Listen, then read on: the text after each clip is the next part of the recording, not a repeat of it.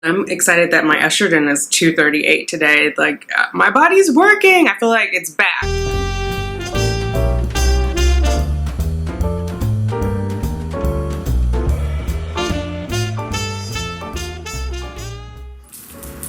Hi, thanks for clicking on Simply Tanika. I am Tanika. If you are new here, welcome. Hit that subscribe button. Let's hang out a while. If you are returning, welcome back. What's up, fertility fam? We gotta do what?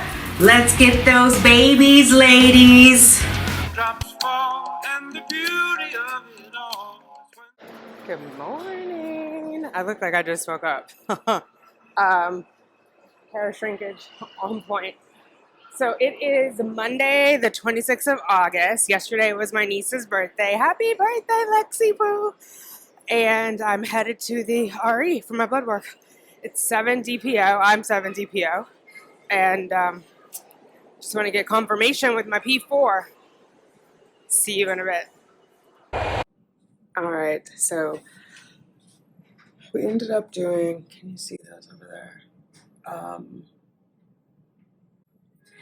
We ended up doing a scan today. He said it looks like, based on my lining and my follicle, that I did ovulate. They did take blood work, which I always trust better than anything else. But we're going to look at my P4 and see where everything is. And if all is a go, I start my estrogen and Cetrotide today. Whoop, whoop.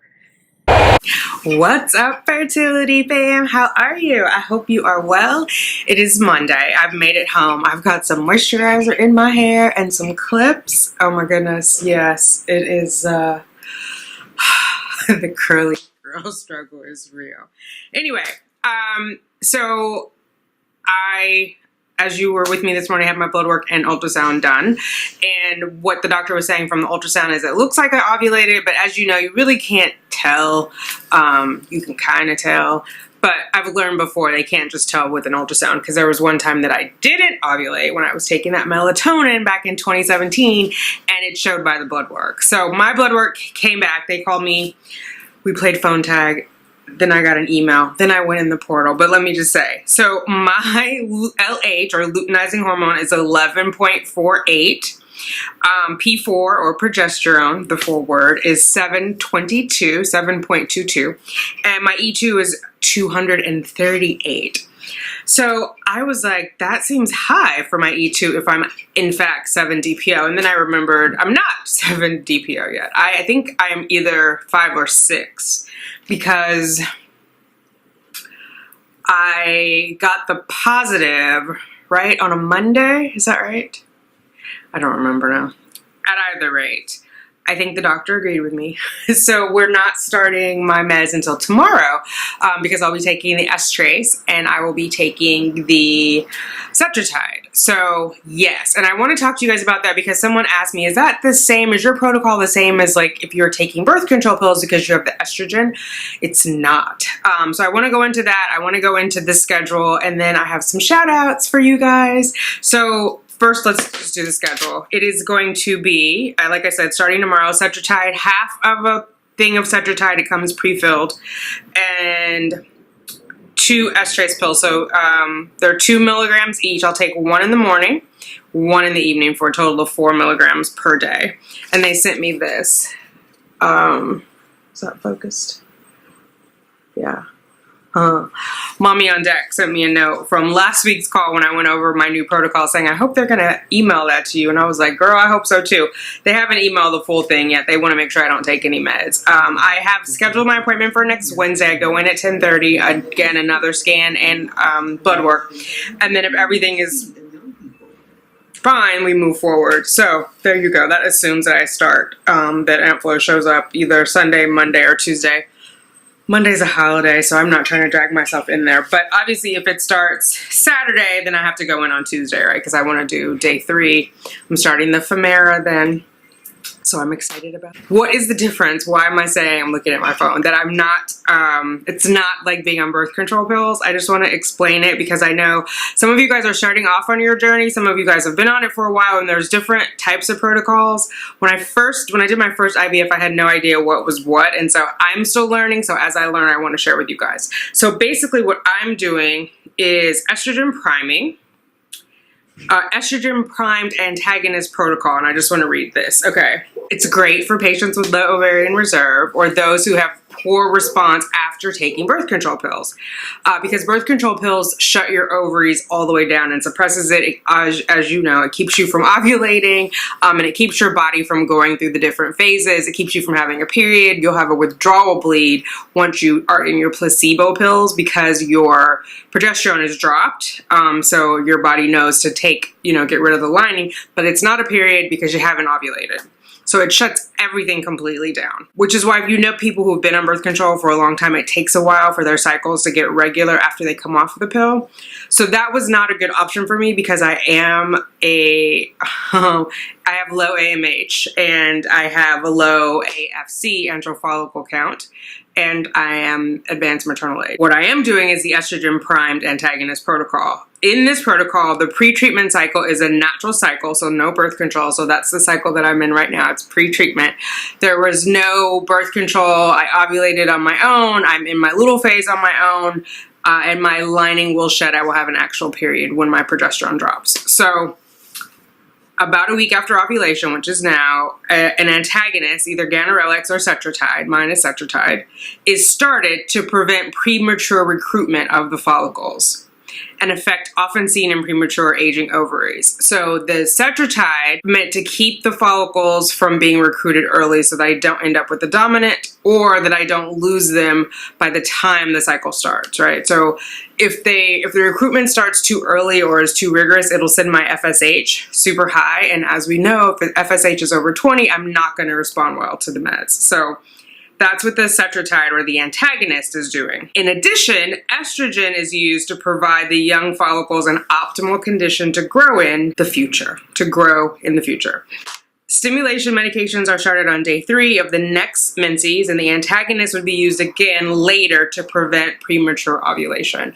So I'm going to be starting with Femera, and what do we say? I'm doing Femera for the first 2 days, so cycle day 3 and 4 with the Omnitrope. And then on cycle day 5, I will continue Omnitrope. I will start, what am I starting? Gonal F and the Menopur. So I think it's 150 of Gonal F and 150 of Menopur. Don't quote me. I have to go back and look at the video.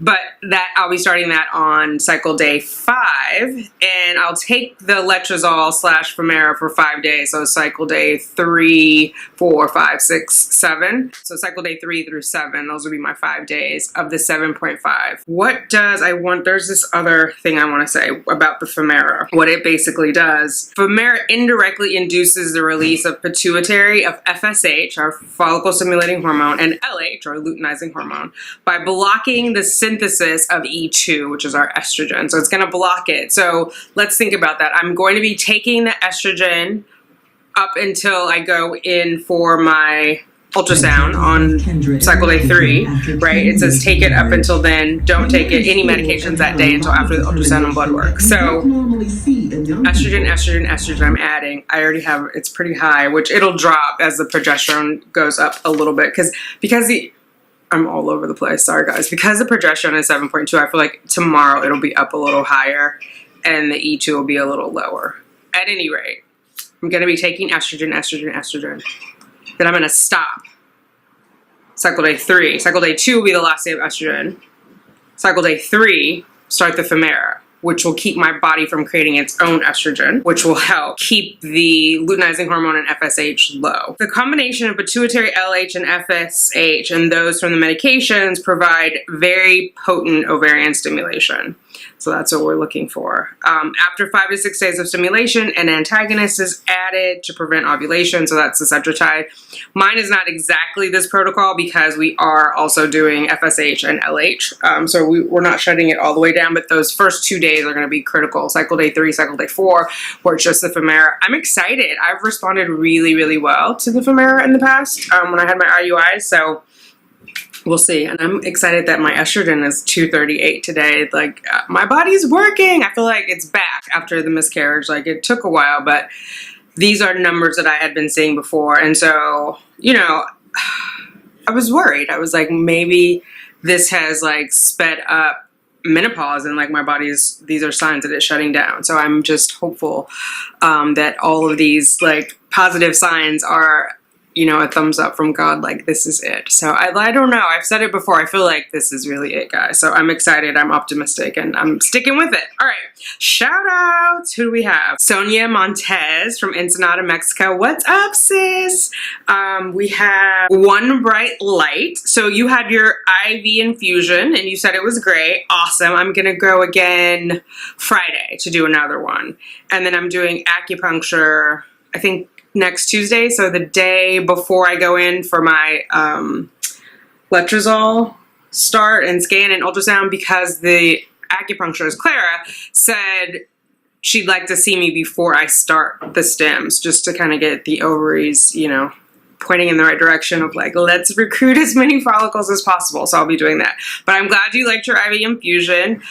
You had a monitoring appointment on Thursday. How did your follies grow? I'm sure you've had one more since then, so I'm hoping it went well. Let me know down below. I'm super curious. I'm sending you loads of baby dust. And then Marquita Baker, you're getting ready for your FET. I'm excited for you and sending you baby dust. Also, let me know how it goes. What are you doing to prep? I'm super curious because I'm going to be doing an FET. So like what meds are they giving you and what's going on? Let me know down below. Anybody else? Where are you? 2-week wait, waiting to test. Are you in the first half of the 2-week wait or the second half, or you're like, should I test, should I not test? Are you waiting for sirens to pass by? There you go. Hey there, I'm editing and I just realized I forgot a shout out for a BFP. Love Tanya got a surprise BFP. She was taking the month of August off. I won't ruin it. I mean, you know that part, but you'll see that in her comments. But head over to her channel, congratulate her. Congratulations! Beautiful video. I was crying with you, girl. Anyway, I just wanted to make sure I did that shout out in this video. Yay! Okay, sounds like they're gone. It's New York City. There's gonna be sirens. Are you waiting to test? Are you waiting to ovulate? Are you waiting to, are you just peeing on sticks for random reasons? Because girl, I do that. Yeah, let me know down below. Where are you? I'm sending you baby dust. You have all of my support, and I'll talk to you guys later this week. Bye. Mwah. Baby dust to us all.